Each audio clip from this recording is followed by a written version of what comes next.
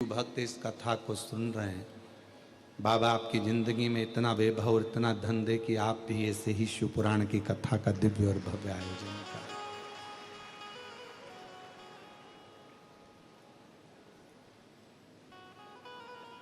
हैदराबाद आ जाना मतलब हमको लगता है कि हमारे 12 ज्योतिर्लिंग में से एक ज्योतिर्लिंग श्री मल्लिकार्जुन तक पहुंच जाना।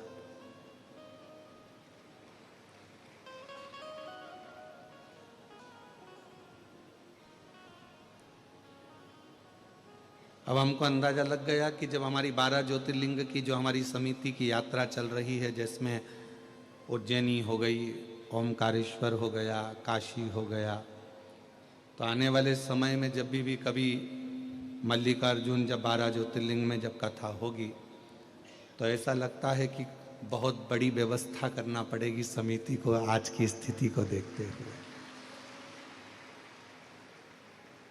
और एक और विश्वास के साथ कहकर जा रहे हैं कि मल्लिकार्जुन की कथा समिति को नहीं करना पड़ेगी। मल्लिकार्जुन की कथा इतने जो शिव भक्त बैठे हैं ना, मेरा बाबा तुमको इतना दे देगा कि तुम ही उस कथा का पूरा दिव्य और भव्य आयोजन कराओ।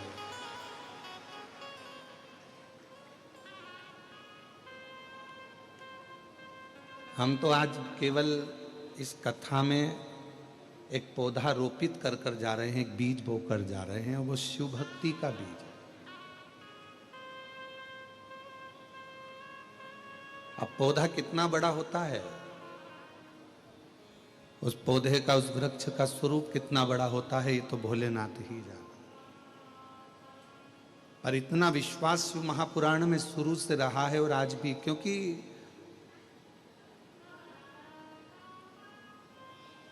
जिस व्यक्ति के पिताजी चने का ठेला लगाते हों, माँ थोड़ा सिलाई का काम करती हो, और उस घर के बच्चों की स्थिति ठीक नहीं हो सकती,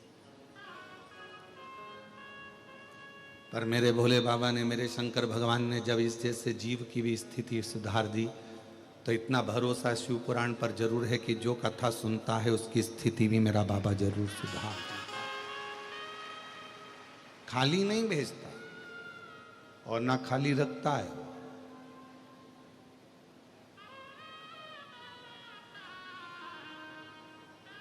ना तो वो खाली रखेगा ना खाली भेजेगा। उसका नियम है कि लंका का राजा रावण भी अगर उनके दरवाजे पर मांगने के लिए आया तो उसको भी खाली नहीं रखा। तारकासुर ने भी अगर कुछ मांगा तो उसको भी खाली नहीं रखा। और हिरण्याक्ष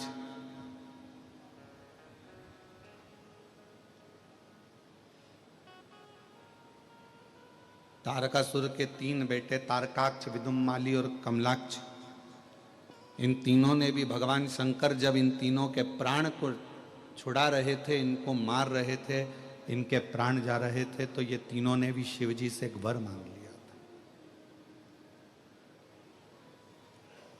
जैसे गजासुर था, गजासुर के भी प्राण गए तो उसने भी वर मांग लिया था कि मेरी गज की चर्म आपके पास में रहे, मेरा शीश, हाथी का ये मुख आपके पुत्र के धड़ पर रहे। उसी तरह तारकासुर के 3 बेटे थे, तारकाक्ष, विदुम्माली और कमलाक्ष, और इन तीनों के जब देवता पशु बन गए और भगवान शंकर उनके नाथ बन गए, पशुपति नाथ बनकर देवताओं को लेकर चले, और तारकाक्ष, विदुम्माली और कमलाक्ष की के तीनों के भवन में प्रवेश कर कर तीनों को मारने के लिए आतुर हुए। तीनों को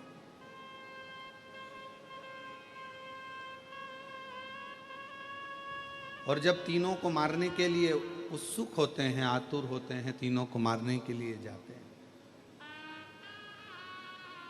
तब भगवान शंकर का नाम पशुपति नाथ पड़ता है। तब शिवजी ने तारकाक्ष, विदुम्माली और कमलाक्ष की तीनों को मारने से पहले पूछा कि तुम्हारे पिता मेरी आराधना करते थे,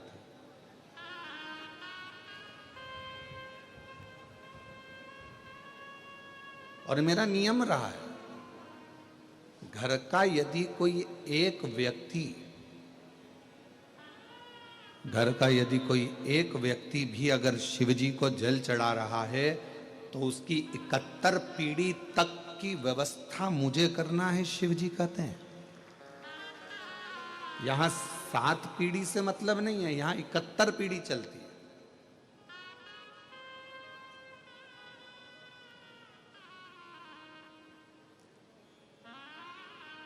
तो व्यवस्था तो मुझे करना है।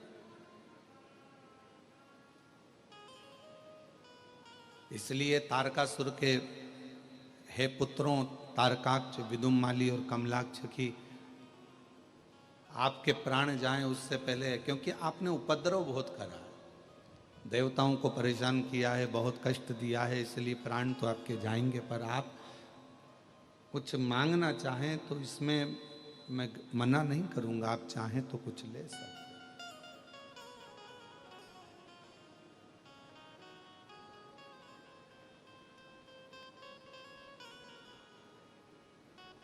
आपका मन हो जो आप मांग सकते हैं। तो कहा इतना वर दे दो,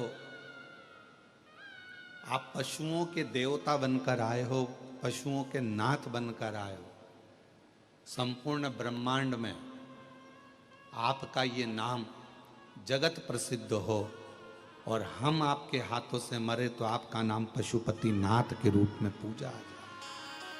पशुपति 3 क्रम हुए हैं हमारे शास्त्रों में। पहले नंबर पर है पाशुपत्य अस्त्र, दूसरे नंबर पर है पाशुपत्य योग और तीसरे नंबर पर है पशुपति व्रत। हमारी तो इतनी सामर्थ्यता नहीं और ना आपकी इतनी सामर्थ्यता है कि आप इतना तप कर लें और भगवान से पाशुपत्य अस्त्र प्राप्त कर लें। अपन इतना तप नहीं कर सकते। भगवान राम जी ने तप किया था, भगवान राम जी ने साधना करी थी तो उनको पाशुपत्य अस्त्र मिल गया। भगवान कृष्ण ने तप साधना करी तो उनको पाशुपत्य अस्त्र मिल गया।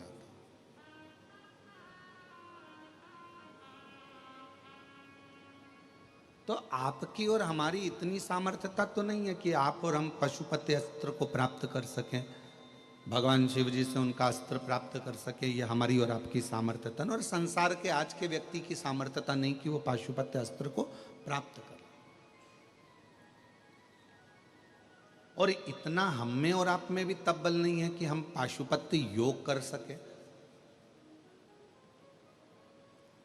तो फिर संसार के लोगों की सरलता के लिए तीसरे नंबर का क्रम बताया पशुपति व्रत। कलयुग का व्यक्ति क्या करेगा? ना तो उससे इतना तप होगा, ना उससे इतनी साधना होगी, ना उससे इतना आराधना होगी, तो फिर संसार के लोगों का उद्धार कैसे होगा? शंकर भगवान ने संपूर्ण विश्व के कल्याण के लिए 2 चीजें शिव पुराण ने दी है। थोड़ा सावधानी से ध्यान दीजिएगा कथा की ओर। आज कथा का विराम दिवस है, बहुत ध्यान दें। शंकर भगवान माँ जगत जननी पार्वती जी के साथ जब भ्रमण पर निकलते हैं, घूमते घूमते जब देखते हैं तो कोई तन से दुखी है, कोई मन से दुखी है, कोई धन से दुखी है, कोई परिवार से दुखी है, कोई कष्ट है, कोई बीमारियों में ग्रसित है। कलिकाल में इतना भयंकर रोग घेरा जा रहा है, कोई कैंसर जैसा रोग है, कोई किडनी लीवर का रोग है, कोई थायराइड जैसा रोग है, किसी को शुगर हो गया, किसी को बीपी हो गया, कोई का वंश नहीं बढ़ रहा, कोई क्या संतान नहीं हो रही, कोई क्या नेत्रों की प्रॉब्लम हो गई, नए नए तरह के रोग उत्पन्न हो गए।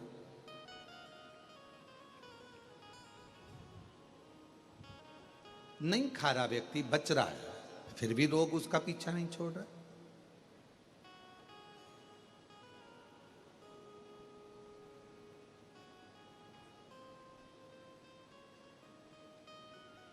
शिव जी ने देखा कलिकाल को, कितना विचित्र यह कलिकाल है और हर व्यक्ति यहां दुखी है।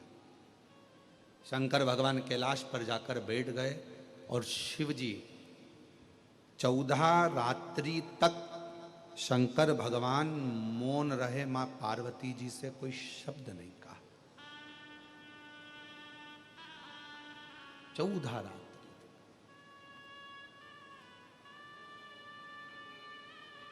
चौदह रात्रि तक जब शिव जी ने कोई शब्द नहीं कहा, मां पार्वती जी देख रही हैं कि शंकर के मुख से 14 रात्रि तक कोई शब्द नहीं निकला।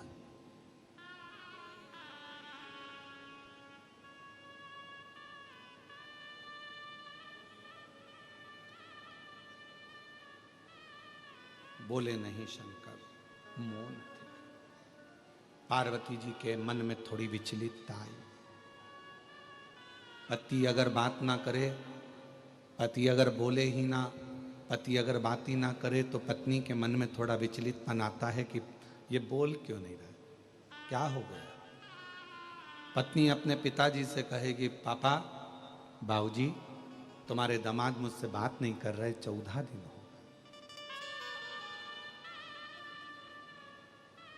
पार्वती जी विचलित थी।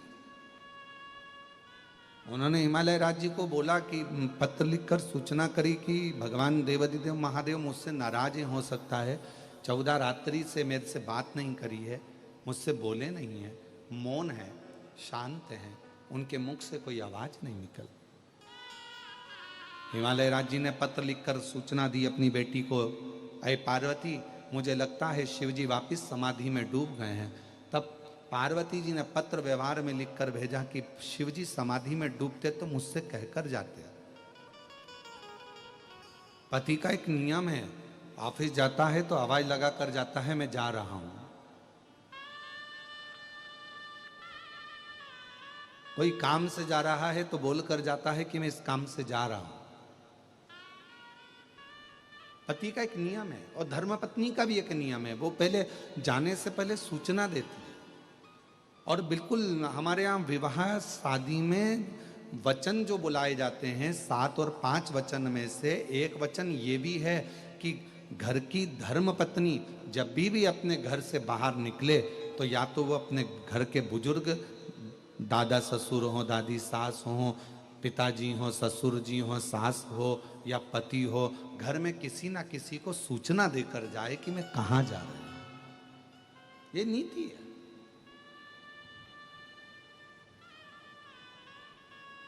बिना सूचना के स्त्री घर से बाहर भी ना निकले।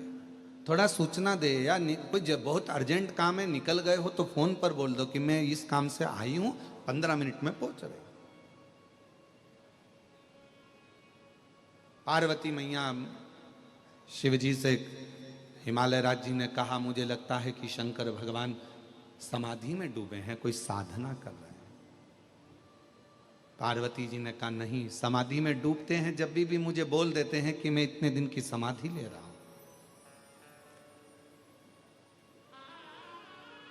मैं 87,000 वर्ष की समाधि ले रहा हूं, मैं 50,000 वर्ष की समाधि ले रहा हूं, मैं इतने वर्ष की समाधि ले रहा हूं। शिव बोलते हैं, पर आज तो शंकर 14 रात्रि से बोले नहीं।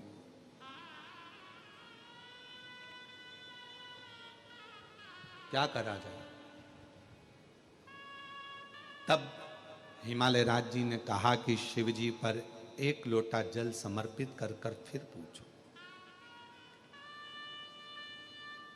शिवजी की आराधना पार्वती जी ने करी, पर शंकर भगवान 14 रात्रि तक नहीं बोले। और आज पार्वती जी ने फिर शिवजी से प्रार्थना करी, एक बेलपत्र शंकर को समर्पित कर पूछा, आप मौन क्यों हो। शंकर भगवान कहते हैं कि आज मेरा हृदय बहुत रो रहा है,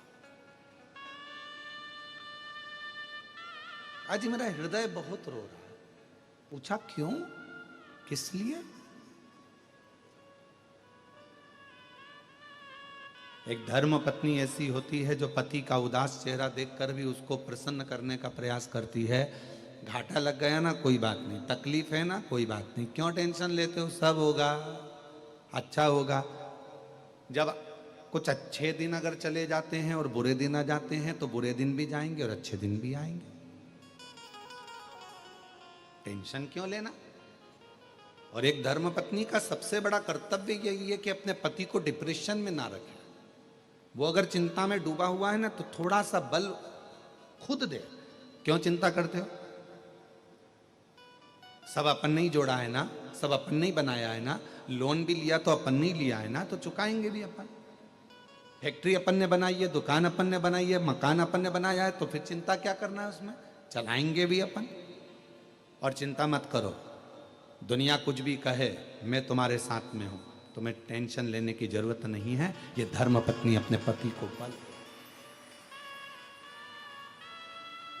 धर्म पत्नी अपने पति को ये बल प्रदान करे कि तुम क्यों चिंता करते हो, क्यों टेंशन लेते हो, क्यों चिंता में डूबे हुए, क्या परेशान, मैं हूं तुम्हारे साथ।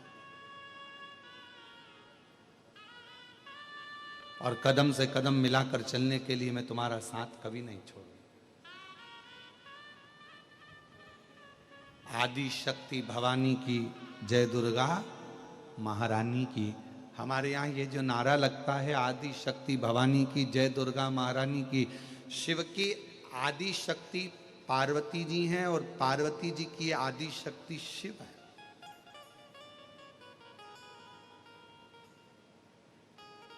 शिव पार्वती के बिना अधूरे हैं और पार्वती शिव के बिना अधूरे।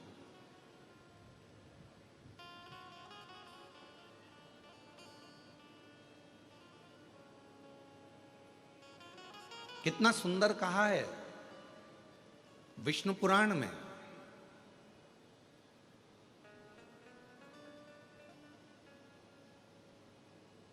दीपावली के दिन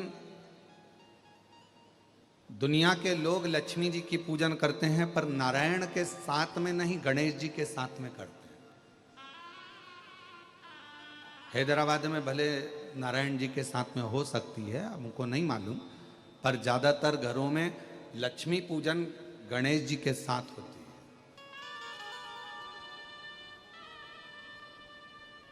दीपावली के दिन नारायण भगवान के साथ लक्ष्मी का पूजन नहीं हो रहा है।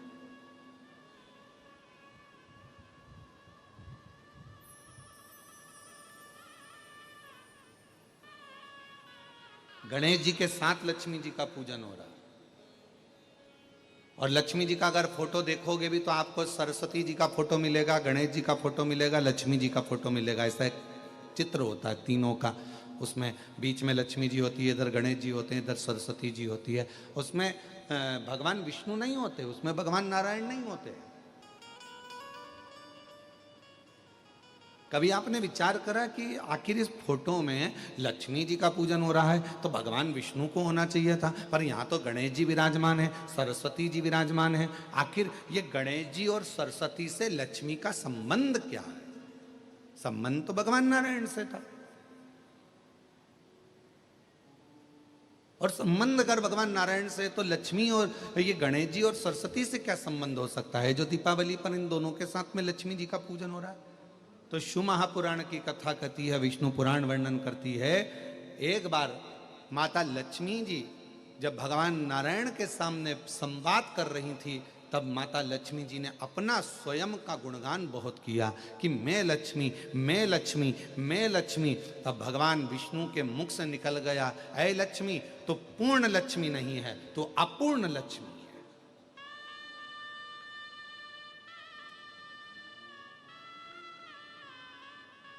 लक्ष्मी जी रोने लगी, नैनों से जल बह गया, आप मुझे अपूर्ण लक्ष्मी कह रहे हो? हाँ, क्योंकि हम देवता को श्राप लगा है, संतान का सुख नहीं है।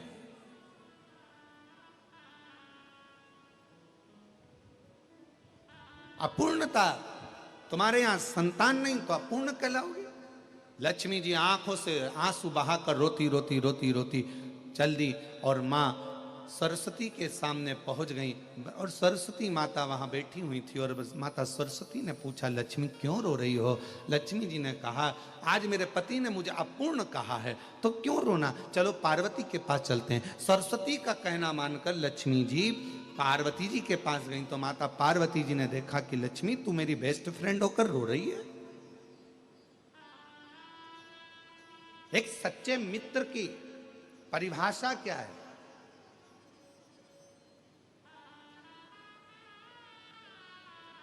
मित्र की आंख में अगर आंसू आए हैं तो मित्र की आंख में भी आंसू रहे, ये सच्चा मित्र है। दोस्त को घाटा लगा और एक दोस्त अगर खुश हो रहा है तो वो दोस्त नहीं हो सकता, वो मित्र नहीं हो सकता। तू मेरी बेस्ट फ्रेंड होकर और तू रो रही है। सरस्वती जी से पूछा पार्वती जी ने कि ये क्यों रो रही है, तो कहा आज इसके पति ने इसको अपूर्ण कहा। तो पार्वती जी मुस्कुराकर बोली कि इतनी सी बात के लिए रो रही है, ले मैं तुझे आज पूर्ण कर देती हूं, आज मैं तुझे पूर्ण करती हूं लक्ष्मी, आज मैं तुझको पूर्ण कर देती हूं। और मां पार्वती जी ने अपने पुत्र श्री गणेश जी को बुलाया और गणेश जी को बुलाकर लक्ष्मी जी की गोद दे दिया। आज से ये तेरा पुत्र है, ये तेरा, ये तो पूर्ण लक्ष्मी हो गई, पूर्ण लक्ष्मी। इसलिए हमारे सनातन धर्म में दीपावली के दिन नारायण लक्ष्मी की पूजन नहीं, गणेश लक्ष्मी की पूजन करी जाती है। क्यों? अगर पत्नी अपने पति के साथ अपने मायके आती है तो उसको पति जल्दी चलने का बोलता है, चलो टाइम हो गया, 4 बज रही, चलो ऑफिस जाना है, ये करना है, वो करना है। पति के साथ अगर पत्नी आएगी तो पति जल्दी कर कर पत्नी को लेकर चला जाएगा। पर पत्नी अपने बेटे के साथ, अपने बच्चों के साथ आएगी तो 2-4 दिन रुक कर फिर जाएगी मायके से कि आराम से जाओ, मुझे इतनी जल्दी नहीं जाना। तो लक्ष्मी जी दीपावली के दिन अगर घर में पूजन होती है तो नारायण लक्ष्मी की नहीं, भगवान श्री गणेश जी के साथ लक्ष्मी की पूजन होती है। क्यों? क्योंकि लक्ष्मी अपने पुत्र के साथ बड़े भाव के साथ आती हैं। तो अपने मायके में जिसके यहाँ लक्ष्मी पूजन होती है उसके यहाँ लक्ष्मी जी 1 साल 2 साल 4 साल 6 साल मन पड़ता है तो रुक जाती है, और जब मन पड़ता है तब। अगर भगवान नारायण के साथ आएगी तो जल्दी जाना पड़ेगा। पति के साथ अगर पत्नी आई है, मम्मी पापा ने बुलाया, दामाद को भी बुलाया, बेटी को भी बुलाया, तो दामाद के साथ आई है तो फिर तो जल्दी जाना पड़ेगा। दामाद नीचे गाड़ी का हॉर्न बजाएगा, चलो चलो पाए पाए, खूब गाड़ी का हॉर्न बजाएगा, अरे चलना जल्दी चल, बहुत लेट हो रहा है, घर से फोन आ रहा है, जल्दी चलो। और अगर पत्नी अपने बच्चों के साथ आती और कहकर आती अपने पति को, मैं जा रही हूँ 2-4 दिन रुकूंगी भैया के यहाँ, मैं जा रही हूँ अपने मायके में 2-4 दिन रुकूंगी, मुझे मैं फोन करूंगी तब लेने आना। उसी तरह लक्ष्मी जब गणेश जी के साथ दीपावली पर पूजन होती है तो लक्ष्मी भी अपने मायके में, आपके घर में हमेशा के लिए विराजमान रहती है, अपने यहाँ आराम के साथ में रहती है, और जब फिर मन होता है तब जाती है। गणेश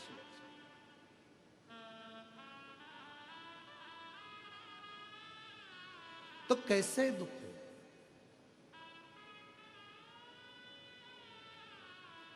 पार्वती मैया ने देखा कि तुम दुखी बहुत हो, क्या बात है, क्या हो गया? एक धर्म पत्नी अपने पति का मुख उदास देखे तो पूछे क्या कारण है, उसको प्रसन्न करने का प्रयास कर। ऑफिस की चिंता है ना, कोई टेंशन नहीं, फैक्ट्री की चिंता है ना, कोई टेंशन नहीं, दुकान की चिंता है ना, कोई टेंशन नहीं, नौकरी की चिंता है ना, कोई टेंशन नहीं। क्यों चिंता करते हो? सब उसको कहते हैं देव अधिदेव महादेव। क्या काम है महादेव का?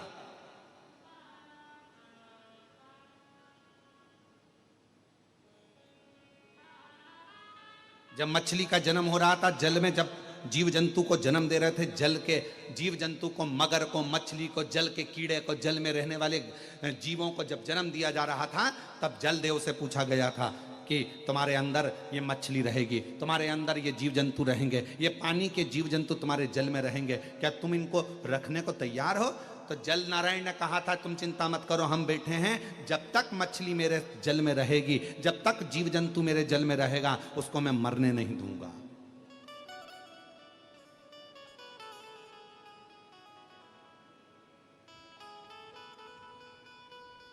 हवा से पूछा, वायु से पूछा, तुम्हारे इसमें भी बहुत सारे जीव रहेंगे, तुम उनको रख लोगे? हाँ, वो मेरे साथ में रहेंगे जब तक मैं रख लूंगा। अब आई बारी पृथ्वी की।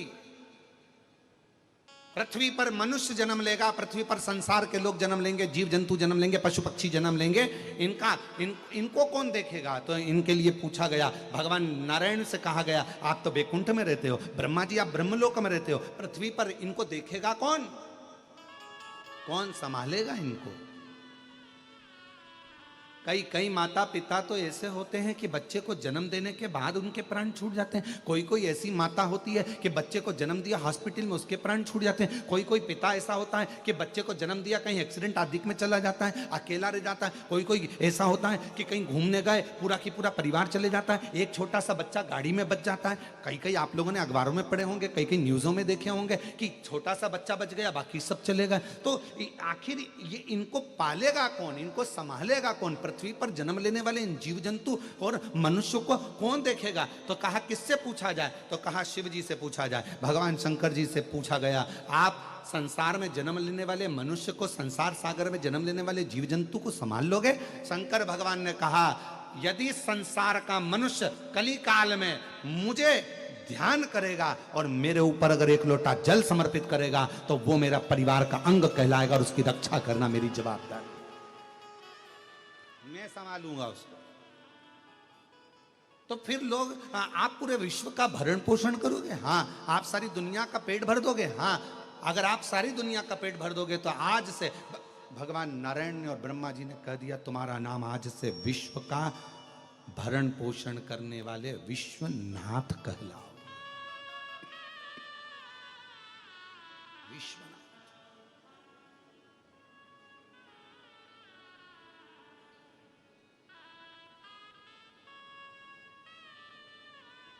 और शिव जी को लोग विश्वनाथ कहने लगे क्योंकि वो भरण पोषण करने लगे।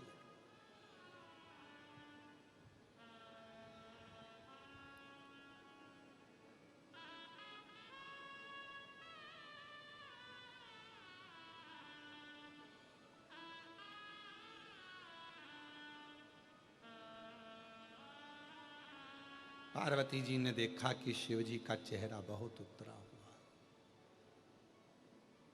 मन नहीं करता, मैं आपसे पूछती हूं कि आपका दुख है क्या? क्या दुख है? आप अपने दुख को कहो तो। घर का जो बुजुर्ग होता है, घर का जो बूढ़ा व्यक्ति होता है, घर का जो बड़ा व्यक्ति होता है, वो अपने दुख से कभी दुखी नहीं होता। घर में अगर दादाजी हैं, दादी जी हैं, वो अपने दुख से कभी दुखी नहीं होंगे। मेरे बेटे के यहां ये नहीं है, मेरी बेटी को ऐसा हो गया, मेरे पोते को ऐसा हो गया, मेरी पोती को ऐसा हो गया, मेरी नाती को ऐसा हो गया। घर के जो बुजुर्ग होते हैं, घर का जो बूढ़ा व्यक्ति होता है, बुजुर्ग व्यक्ति होता है, वो अपने दुख से, उसका पांव दुखेगा तो चल जाएगा, अरे मेरा पांव। पर अगर बच्चों को कुछ हो गया ना, पोता पोती को कुछ हो गया, बेटा बहू को कुछ हो गया, तो उसको चैन नहीं मिलता, उसको बेचैनी रहती।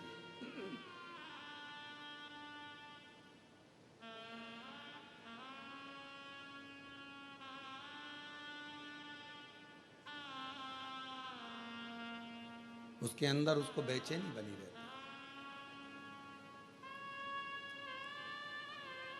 हम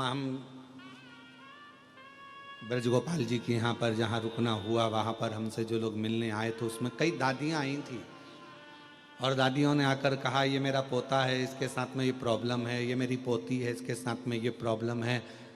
और दादी बेचारी खुद पाँव से ऐसी झुक नहीं पा रही है, बड़ी तकलीफ में दिख रही थी, पर उसने अपने लिए नहीं पूछा, उसने पूछा तो अपने पोता पोती के लिए पूछा, उसने अपने छोटे छोटे बच्चों के लिए पूछा।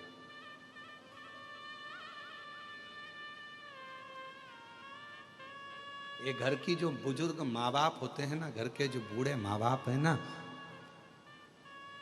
ये बिल्कुल एक केले के छिलके की तरह होते हैं कि अंदर से केले को अच्छा रखते हैं, भले ऊपर से खुद काले पड़ जाते हैं। अंदर से केले को अच्छा रखा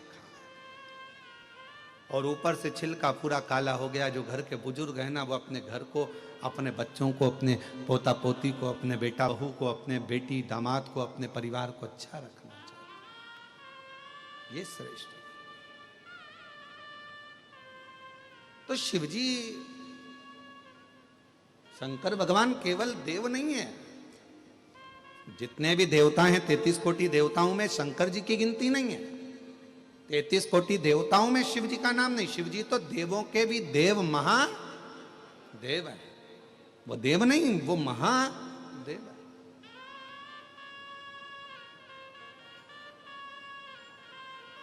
और उनके पास में सारी फाइल है। आप सबने कथा सुनी होगी, आपके यहाँ तो बहुत सारी कथाएं हैदराबाद में होती रहती है। तो अगर आपने कभी विष्णु पुराण सुना होगा तो विष्णु पुराण में एक शब्द आता है कि ब्रह्मा जी ने अपनी नौकरी छोड़ दी शंकर जी के चक्कर में, इस्तीफा देने को तैयार हो गए। तो भगवान विष्णु ने पूछा कि तुम ब्रह्मा जी अपनी नौकरी क्यों छोड़ रहे हो, तुम इस्तीफा क्यों दे रहे हो? तो भगवान नारायण ने जब पूछा तो ब्रह्मा जी बोले कि मैं इस्तीफा इसलिए देना चाहता हूं कि राजा श्वेत, मार्कंडे राजा श्वेत का प्राण छूटने का समय था, मरने का समय था, और राजा श्वेत को मरना था। जब यमराज को मैंने फाइल पर सिग्नेचर कर दे दिए, ब्रह्मा जी बोले कि मैंने सिग्नेचर करके दिए कि नीचे जा और इसको उठा ला, मार दे इसको, राजा श्वेत के प्राण छूटना है। तो राजा श्वेत को उठा कर लाना था। ब्रह्मा जी ने जब फाइल सिग्नेचर करके दे दी तो यमराज ने उस फाइल को स्वीकार करा और यमराज ने अपने यमदूत राजा श्वेत को लेने के लिए भेजा। तो फिर तो भगवान नारायण ने पूछा कि तुम नौकरी क्यों छोड़ रहे हो, इस्तीफा क्यों दे रहे हो? बस इसीलिए दे रहा हूं कि मेरे सिग्नेचर का काम ही नहीं है। तो हुआ क्या, राजा श्वेत ने, जिसका अंतिम समय था, मरने का समय था, और राजा श्वेत ने उस समय पर शंकर भगवान के मंदिर में बैठकर शिव जी के मंदिर में झाड़ू पोछा कर रहा था, पूजन कर रहा था, शिव जी को जल चढ़ा रहा था। तो फिर उसको उठा लाते। तो के बात तो वही है ना कि मेरा सिग्नेचर ही काम नहीं करा, यमराज गया, यमदूत गए, सब कुछ गए, यम के गण गए, उठाने के लिए यमदूत पहुंच गए, पर भगवान शंकर ने यम के भी प्राणों को हर लिया और यमदूतों को भी भगा दिया और कह दिया ये राजा श्वेत मेरी पूजन कर रहा है, ये मेरा है, और पृथ्वी पर अगर कोई मेरा पूजन करने वाला भक्त है तो मुझसे बिना पूछे उसको नहीं ले जा सकते, और छुड़वा दो। तो मेरी तो सिग्नेचर का काम ही नहीं है, तो फिर मुझे फाइल बनाने से मतलब क्या? मुझे तो इस्तीफा दे दो। ब्रह्मा जी बोले मुझे नौकरी नहीं करना, मुझे तो देवलोक में रहना ही नहीं है। जब शंकर जी की इतनी चल रही है और हमारी चल ही नहीं रही है तो मतलब क्या?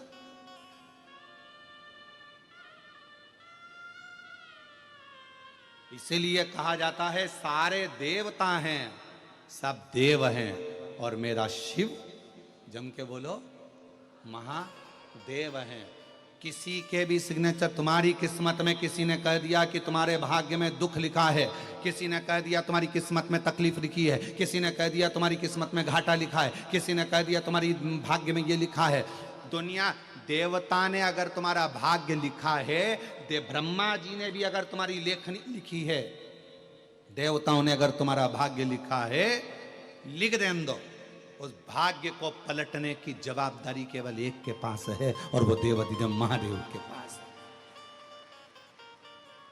वो महादेव के पास। महादेव नमन चरणों में, महादेव नमन चरणों में, स्वीकार कीजिए सबका किया है, मेरा भी उद्धार कीजिए, उद्धार कीजिए।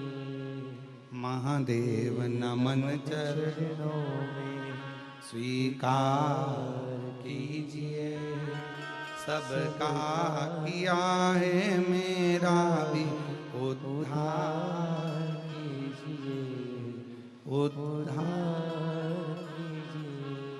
है त्रिपुंडधारी, है त्रिशूलधारी, है त्रिपुंडधारी, है त्रिशूलधारी।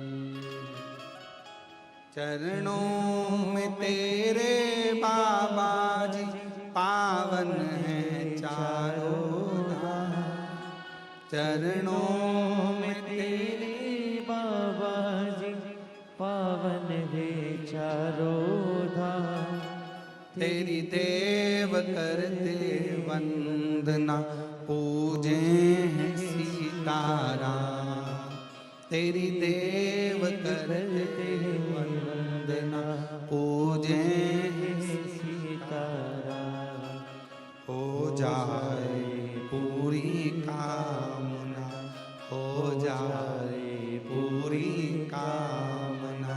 उपकार कीजिए सबका किया है, मेरा भी उद्धार कीजिए, उद्धार कीजिए। महादेव नमन चरणों में स्वीकार कीजिए, सबका किया है, मेरा भी उद्धार कीजिए, उद्धार कीजिए। शिव शिव शंकर शंकर, ओगरदानी ओगरदानी। एक विश्वास, एक भरोसा, एक दृढ़ता शिव के करीब ले जाती है, शंकर भगवान के नजदीक ले जाती है। और अगर भगवान नहीं देता तो कौन आता, कौन आता? विचार करिएगा जरा। चींटी कभी नमक के डब्बे के पास नहीं जाती, हैदराबाद में जाती हो तो बात दूसरी है, पर चींटी कभी नमक के डब्बे के पास नहीं जाती। चींटी हमेशा शक्कर का डब्बा ढूंढती है, और जहां शक्कर का डब्बा रखा रहता है चींटी को एड्रेस कोई नहीं बताता, पर एड्रेस ढूंढते ढूंढते चींटी उस शक्कर के डब्बे के पास, गुड़ के डब्बे के पास, मिठाई के डब्बे के पास पहुंच जाती है। उसी तरह शंकर के जितने भक्त हैं, इनको कई लोग कह रहे थे एड्रेस इनको कैसे मालूम होगा, हैदराबाद में कहाँ शमशाबाद है, कहाँ कथा हो रही है, कहाँ कथा चल रही है। पर जो जैसे चींटी शक्कर का डब्बा ढूंढ लेती है, शंकर के भक्त शंकर की कथा ढूंढ लेते हैं, शिव की कथा। वो ढूंढते ढूंढते पहुंच जाते।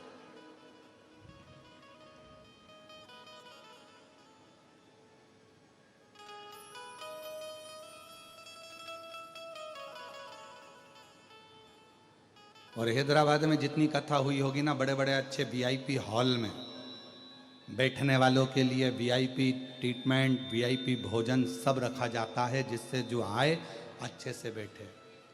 पर हैदराबाद के इतिहास की यह पहली कथा है जिसमें लोग रोडों पर अपना दरी बिछाकर केवल कथा को सुनने के लिए बैठे हुए, कथा सुनने, कोई वीआईपी ट्रीटमेंट नहीं, कुछ बैठे।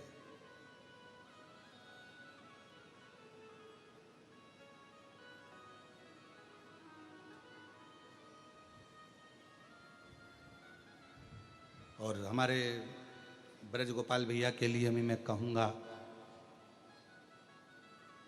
ऐसा भोजन भंडारा हम हर जगह कथा करने जाते हैं, वहाँ जजमान परिवार समिति भोजन भंडारा रखती है भक्तों के लिए, जो रात को रुकने वाले होते हैं ना, उनके लिए प्रसाद व्यवस्था रखती है। पर मैं ब्रज गोपाल भैया भूतड़ा परिवार को धन्यवाद देता हूँ, इस भूतड़ा परिवार की बेटियों को भी, दामादों को भी, इस घर की बहुओं को भी, इस घर के परिवार के सदस्यों को भी बहुत धन्यवाद देता हूँ कि ऐसा भंडारा जिसमें गुलाब जामुन बन रही है, रस मलाई बन रही है, और जिसमें अलग अलग व्यंजन बनकर ये आए हुए शिव भक्तों को जो रात भर इस पंडाल में रहते हैं, सोते हैं, कथा सुनते हैं, उनके लिए आपने व्यवस्था करी, उसके लिए धन्यवाद, धन्यवाद। साधुता है। और कितनी बड़ी बात, एक कोई भाई कोई कल या परसों के दिन कोई गाड़ी भरकर सामान लाया होगा, और ब्रज गोपाल भैया को मालूम पड़ा, तो ब्रज गोपाल भैया ने उसके हाथ जोड़कर कहा कि ये सामान आप वापिस ले जाओ। क्या पता शिव जी ने हमारे माता पिता की कृपा से कैसे हम पर करुणा करी है, जो हमारे परिवार में कथा हो रही है। हमको तुमसे कुछ नहीं चाहिए, बस कथा सुनो और आनंद लो। कितना कितना साधुता है, कितनी कृपा है।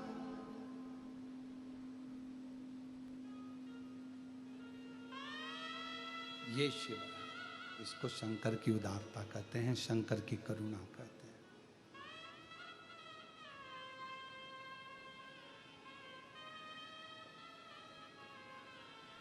धन्य इस भूतड़ा परिवार की बेटियां हों, चाहे दामाद हों, चाहे इस घर की बहन बेटियां, बुआ हो, फूफा हो, मामा हो, काका हो, चाचा हो, सबको बहुत अंदर से आज गर्व होना चाहिए कि शंकर जी के आप कोई साधारण व्यक्ति नहीं, आप शिव की बेटियां हो, शिव के परिवार के सदस्य हो, शिव परिवार, शिव शिव। पार्वती जी ने पूछा कि आपका मन उदास दिख रहा है, आप बड़े उदास दिख रहे हो, क्या बात है, क्या हुआ?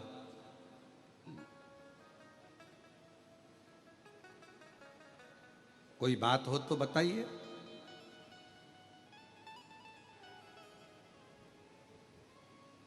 शंकर भगवान बोले कि कलिकाल की स्थिति देखकर मेरे को थोड़ा सा दुख हो रहा। कोई तन से दुखी है, कोई मन से दुखी है, कोई धन से दुखी है, कोई कष्ट शरीर का है, कोई रोग है, किसी को कोई तकलीफ हो रही है, किसी को कोई तकलीफ हो रही है, कोई ना कोई दुखी है। कलिकाल है तो उसमें दुख तो रहेगा।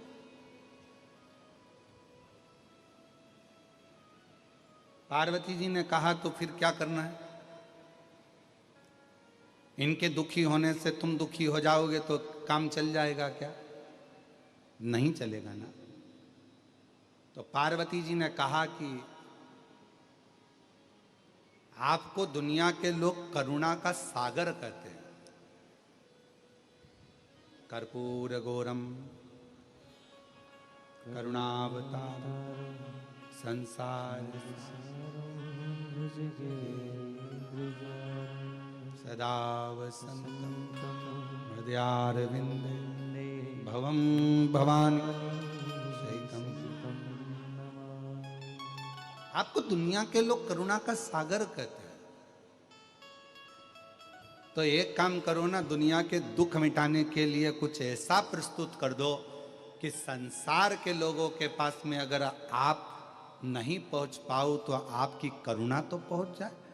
शिव जी ने कहा पार्वती तुम बिल्कुल सत्य कहती हो, और आज दुनिया के दुख मिटाने के लिए आज शिव करुणा का एक स्वरूप प्रकट करता। शंकर भगवान ने अपने नेत्र बंद किए और भगवान शंकर ने नेत्र बंद कर कर अपनी नेत्र बिंदु को नीचे गिराया। 14 रात्रि तक जो शंकर भगवान मौन रहे थे, 14 रात्रि के नेत्र अश्रु को भूमि पर गिरा दिया। गिराते से ही वहाँ एक पौधे ने जन्म ले लिया। उस पौधे से एक मुखी से लेकर 14 मुखी तक रुद्राक्ष जन्म ले लिए। 14 एक मुखी से लेकर 14 मुखी तक रुद्राक्ष प्रकट हो गए। शिव जी ने कहा सुनो पार्वती, कली काल में संसार सागर में दुनिया के लोगों पर कितना भी दुख होगा, और अगर उसके नजदीक में, उसके गले में, उसके करीब में अगर एक रुद्राक्ष होगा तो उसका दुख मिटाने की जवाबदारी मेरी होगी। उसका दुख मैं मिटाऊंगा। इसलिए कुबेरेश्वर धाम से दुनिया का, भारत की भूमि पर 12 ज्योतिर्लिंग के मध्य में विराजमान है कुबेरेश्वर धाम। भारत की भूमि का एक ऐसा धाम है कुबेरेश्वर धाम, जहां से प्रसाद के रूप में कुछ मिले के ना मिले, पर प्रसाद के रूप में एक रुद्राक्ष जरूर मिलता है, और वो रुद्राक्ष आपकी जिंदगी को संवार देता है। एक रुद्राक्ष जिसको लोग तांबे के कलश में गलाते हैं, शिव जी को जल चढ़ाते हैं और उस जल को पीते हैं। चाहे बड़े से बड़ा कितना भी रोग है, कितनी भी तकलीफ है, कितना भी कष्ट है, दुनिया के लोगों को विश्वास है सीहोर के रुद्राक्ष पर, भरोसा। और ऐसे कई लोग बैठे हैं जिन्होंने हम इतने ये पत्रों का तो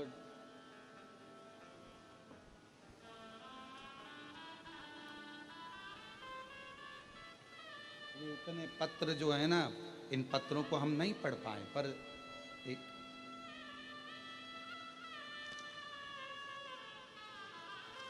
इन पत्रों में इतने पत्र हैं कि हम इन पत्रों को किसी ने अपने फोटो, किसी ने अपना कुछ लगा कर भेजा है। हमारे पास इतना समय नहीं कि हम पत्र भी इतने सारे पढ़ लें।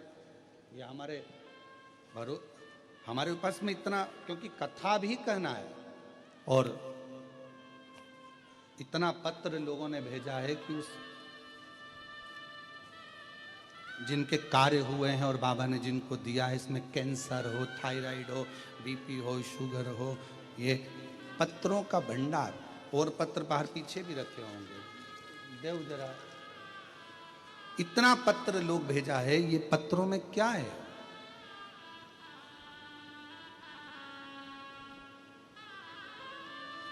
इतने पत्रों को हम नहीं पढ़ पाते, पर इन पत्रों में आपको बाबा ने जो दिया, और बाबा का जो रुद्राक्ष है और कंकर शंकर है और शिव पुराण ने जो दिया, इन पत्रों में भरा पड़ा हुआ है।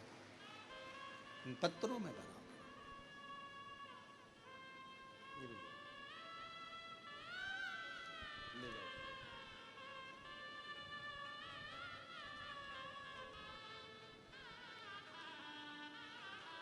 इन पत्रों में भरा पड़ा हुआ है आपका विश्वास। और अभी फिर कहते हैं इस व्यासपीठ के माध्यम से, आपने 5 दिन की शिव पुराण की कथा सुनी, किसी ने 1 दिन सुनी, किसी ने 2 दिन सुनी, किसी ने 3 दिन, किसी ने 4 दिन, किसी ने 5 दिन, जितने दिन भी श्रवण करी है, ये विश्वास के साथ कहते हैं कि अगली कथा कहीं पर भी होगी तो आपका भी पत्र उस व्यासपीठ पर जरूर होगा। आपका भी पत्र उस व्यासपीठ पर होगा। उसका इंतजार बाबा देव अधिदेव महादेव की इस कथा में हमको भी रहेगा।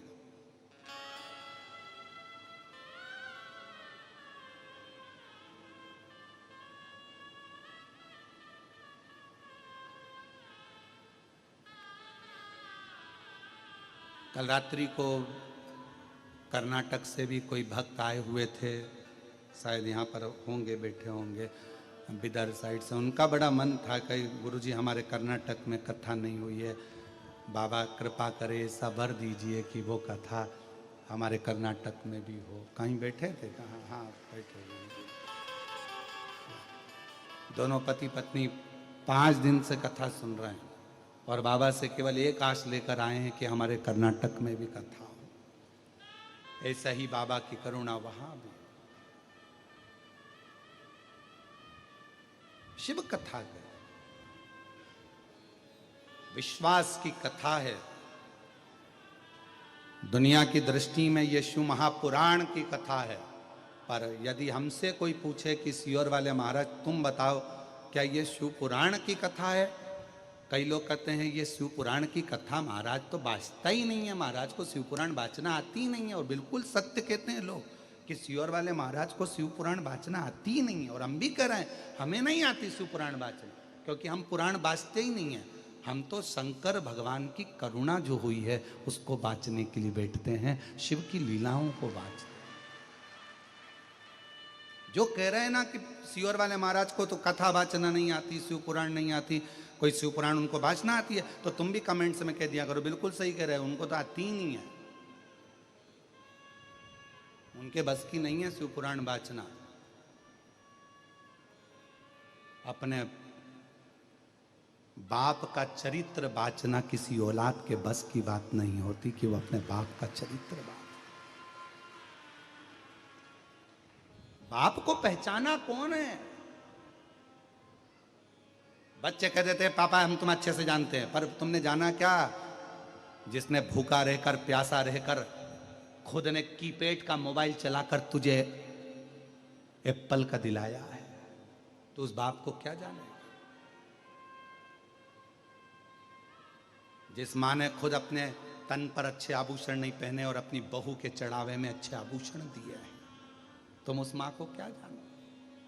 तो कोई दुनिया के लोग कहें तो ये अतिशयोक्ति, कोई कह दे तुमसे किसी और वाला महाराज को तो शिव पुराण भी नहीं आती है, अच्छे से कुछ बाँचना भी नहीं आता, तो बिल्कुल सत्य, मैं अपने बाप के चरित्र को बिल्कुल नहीं बाँच सकता। वो तो मेरा बाप खुद, मेरा शिव, मेरा शंकर, मेरा उघड़दानी, मेरा शंभु, खुद व्यासपीठ पर बैठकर जो उसको बोलना होता है वो बोल देता है। मैं उसका क्या गुण गाऊं? वो सबके लिए। और इस व्यासपीठ से फिर कहूं, यहां कथा नहीं, ये कथा नहीं, जमीन पर चूने से एच लिखा होता है, हेलीपैड देखकर हेलीकॉप्टर उतर जाता है, स्टेशन देखकर ट्रेन रुक जाती है, बस स्टैंड देखकर बस रुक जाती है। उसी तरह जैसे हेलीपैड देखकर हेलीकॉप्टर उतरता है, शिव भगवान की कथा जहां होती है वहां स्वयं शंकर 7 दिन 5 दिन उतरता है। और वो आकर देखता है किसको क्या चाहिए, क्यों आए हैं, इतनी आस लेकर, विश्वास लेकर, आंखों से आंसू बह रहे हैं। कोई खड़े होकर कथा सुन रहा है, कोई जमीन पर सो रहा है, पानी पड़ा है, कीचड़ हो रहा है, जगह नहीं मिल रही तो भी रात का विश्राम कर कर मेरे लिए इतना बेचैन होकर कथा का इंतजार कर रहा है। क्या चाहिए इसको? शिव देखता है, शिव देखता है, इसको क्या चाहिए? तब मेरा बाबा भोलेनाथ आपको पंडाल में पड़ा हुआ देखकर कहता है कि अब चिंता मत करना, तुम मेरे दरवाजे तक आ गए, अब मैं तेरा दुख मिटाने तेरे दरवाजे तक पहुंच जाऊंगा, तकलीफ नहीं देख सकता। और कृपा की ना हो जो आदत तुम्हारी, तो सुनी रे अदालत तुम्हारी। वो उसके ऊपर है, सबका किया है मेरा भी उद्धार कीजिए, उद्धार कीजिए। है त्रिपुंडधारी, है त्रिशूलधारी, महादेव नमन चरणों में स्वीकार कीजिए, सबका किया है मेरा भी उद्धार कीजिए, उद्धार कीजिए। बाबा बस तुझसे यही आस है। शिव ने रुद्राक्ष प्रकट कर दिया। 12 ज्योतिर्लिंग का मध्य बिंदु है कुबरेश्वर धाम।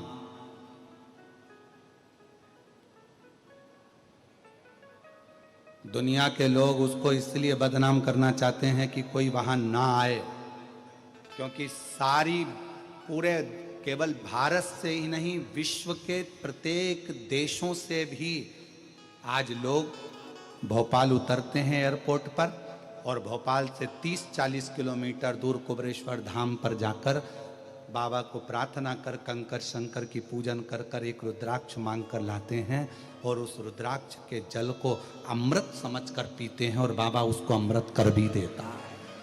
कर भी कुछ नहीं है वहां, वहां कोई शंकर जी की प्राण प्रतिष्ठा नहीं। हाँ, पुराना एक शिवलिंग है, उस स्थान पर बड़ा शिवलिंग बना हुआ है, जिसको आप फोटो में देखते हो, बड़ा शिवलिंग बना, उसके नीचे पुराना जो छोटा सा एक ओटला था, छतरी थी, वही वहाँ पर निर्मित है, और वो बंद रहती है, उसको हम खोलते नहीं है, वो बंद रहती है। वहाँ अंदर किसी को प्रवेश नहीं दिया जाता, बंद रहता है। दर्शन हम जाते हैं, दर्शन करते, बाबा का स्मरण करते, अभिषेक पूजन करते हो, चल। छोटा सा ओटला, उस ओटले पर छोटा सा शिवलिंग, उसी पर बड़ा वो शिवलिंग बना दिया जो आजकल आप फोटो में देखते हो, और उसके आगे एक बड़ा पत्थर का मंदिर बन रहा है। अभी कोई वहां पर मूर्ति नहीं है, पर वहां मूर्ति नहीं, वहां का कंकर मूल है, वहां पूजन कंकर की होती है।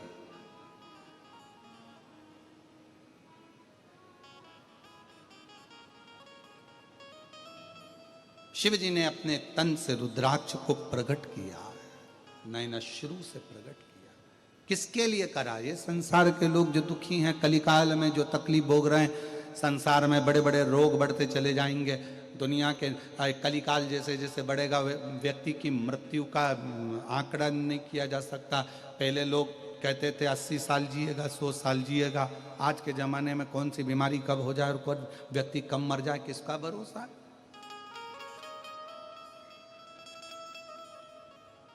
किसका भरोसा? हवाई जहाज में बैठकर, फ्लाइट में बैठकर लोग विदेश जा रहे थे, पूरी की पूरी फ्लाइट रह गई। उत्तराखंड में पूरा की पूरा गांव बह गया। किसकी मृत्यु का कब ठिकाना, किसको मालूम? कौन को मालूम?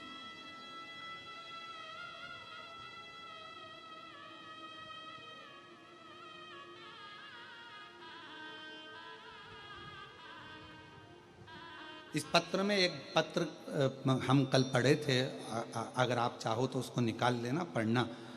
इस पत्र में एक पत्र ऐसा है कि एक बहन लिखती है कि मेरे पति को हम फ्लाइट में, हम भोपाल, हम सीहोर कुबरेश्वर धाम से आ गए और कब का लिखा पता नहीं, और हम भोपाल एयरपोर्ट पर पहुँचे और एयरपोर्ट पर हमारे पति की तबीयत खराब हो गई और उसको अटैक आ गया और उसके प्राण लगभग आधे घंटे तक नहीं थे। इसी पत्र में आप उसको, पत्र को निकालना, पढ़ना, और अगर कहीं बैठी हो तो खड़ी हो सकती है। पति के प्राण चले गए, खड़े, हाँ आप ही हो। एक बार हाथ हिलाया उन्होंने, जोरदार ताली बजाओ, आ जाओ, एक बेलपत्र लेकर जाना। भोपाल एयरपोर्ट पर पति के प्राण चले गए। कुबरेश्वर बाबा के धाम दर्शन करने आ गई थी और वहां आते आते एयरपोर्ट पे प्राण चले गए। इतनी रोए, एयरपोर्ट वाले सब सूचना दिए, करे इसके पास में कुछ नहीं था, केवल वो मांग कर लाई थी रुद्राक्ष, और बाबा का रुद्राक्ष हाथ में रखकर कहती है, वो बहन ने पत्र में लिखा है कि मेरा सुहाग तू देता है, उजाड़ नहीं सकता है, ये मेरा विश्वास कहता है। डॉक्टर अपना काम कर रहे थे, कोई छाती को पंप कर रहा था। 20 मिनट हो गए, पति के प्राण नहीं शरीर में, पूरा एयरपोर्ट हिला हुआ था। इसने वही रुद्राक्ष अपने पति की छाती पर रख दिया और पति की छाती पर रखकर श्री शिवाय नमस्तुभ्यम कहकर सिर से उसको दबाने लगी और 20 मिनट के बाद पति के प्राण वापिस आ गए। पति के प्राण वापिस पत्र में लिख रही है। एक पत्र इसी में है जो बाबा के धाम कुबरेश्वर धाम की भक्ति में धारण कर कर उज्जैनी से आ रही थी। भगवान शिव की भक्ति करते करते सब दूर भ्रमण करते, ओमकारेश्वर घूमती, उज्जैनी घूमती, दर्शन करती आ रही थी और मुल्ताई के पास में गाड़ी का एक्सीडेंट हुआ। 6 लोग गाड़ी के अंदर बैठे थे। गाड़ी 4 बार घूम गई, दूसरी साइड में जाकर गिर गई। और उस पत्र में वो बहन कहीं बैठी हो तो खड़ी होकर हाथ हिला सकती हैं, जो कहती है आप ही हैं, आ जाइए, एक बार वापस हाथ हिलाओ, आ जाइए, एक बेलपत्र लेकर जाना। हम पत्र पढ़ लेते हैं पर हम बोल नहीं पा रहे थे, आप आ जाइए बेलपत्र लेकर। कहती है हम 6 लोग गाड़ी के अंदर बैठे थे, गाड़ी 5 बार चक्कर खाकर दूसरी साइड में खाई में जाकर गिरी। गाड़ी पूरी खल्लास हो गई और सब गाड़ी की अंदर एक म्यूजिक चल रहा था, श्री शिवाय नमस्तुभ्यम का जप चल रहा था और गाड़ी में बैठा हुआ एक व्यक्ति को खरोच नहीं आया। गाड़ी भरे खल्लास हो गई।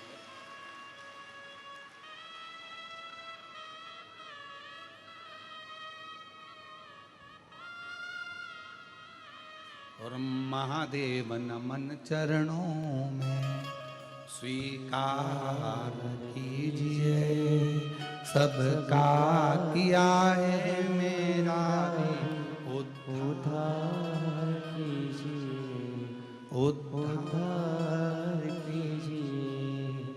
है त्रिपुंडधारी, है त्रिशूलधारी, है त्रिपुंडधारी, है त्रिशूलधारी। हो जाए पूरी कामना उपकार कीजिए, हो जाए पूरी कामना उपकार कीजिए। सबका किया है मेरा भी उद्धार कीजिए। है त्रिपुंडधारी, है त्रिशूलधारी, है त्रिपुंडधारी, है त्रिशूलधारी। 20 मिनट तक, आधे घंटे तक पति के प्राण नहीं थे और वो रुद्राक्ष पर विश्वास, भरोसा, दृढ़ता पति के प्राणों को वापस लेकर आया। ये शिव तत्व कहता है। शरणों में तेरे बाबा जी पावन है चारों धाम। शरणों में तेरे बाबा जी पावन है चारों धाम। तेरी देव करते वंदना, पूजे सीताराम। तेरी देव करते वंदना, पूजे सीताराम। हो जाए पूरी कामना, हो जाए पूरी कामना। उपकार कीजिए सबका किया है मेरा भी उपकार कीजिए, उद्धार कीजिए। एक विश्वास, शिव जी कहते हैं मैंने पार्वती पूरे संसार सागर के उद्धार के लिए करुणा का एक स्वरूप, एक अवतरण मैंने इस रुद्राक्ष को अपने द्वारा प्रकट किया। अपने द्वारा रुद्राक्ष को। और सुनो पार्वती, संसार का मनुष्य इस रुद्राक्ष के महत्व को नहीं जान पाएगा। वो तो शिव महापुराण की कथा है जिसके माध्यम से लोग रुद्राक्ष को जाने।